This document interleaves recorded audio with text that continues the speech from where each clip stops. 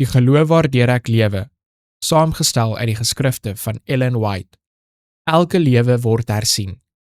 Verbly jou, o jongeling, in jou jeug en laat jou hart jou vrolik maak in die dae van jou jonkheid, en wandel in die weë van jou hart en in die aanskouing van jou oë, maar weet dat God jou oor al hierdie dinge in die gerig sal bring. Prediker hoofstuk 11 vers 9. Op die vasgestelde tyd vir die oordeel, die einde van die 2300 dae in 1844, het die werk van ondersoek en uitwis van sondes begin. Almal wat ooit die naam van Christus op hulle geneem het, moet die deurdringende ondersoek daarvan slaag.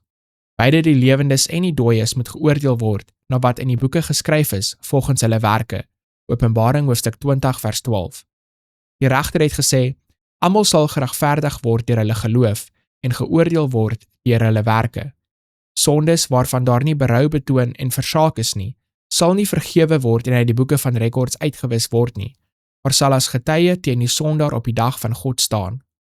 Daar is ernstige oorlogvoering vir almal wat die bose neigings wat na die meesterskap streef, wil onderdruk.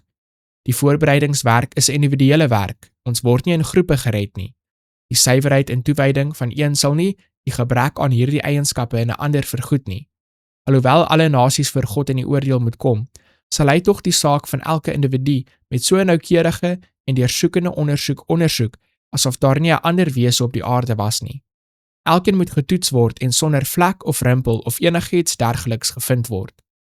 Die oordeel is nou aan die kom in die heiligdom daarbo. Hierdie werk is al jare lank aan die gang.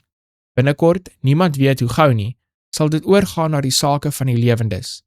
In die ontsaglike teenwoordigheid van God moet ons lewens in oënskou geneem word.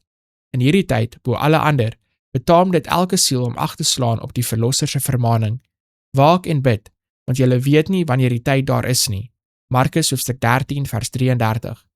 As jy dan nie wakker word nie, sal ek op jou afkom soos 'n dief, en jy sal nie weet in watter uur ek op jou afkom nie.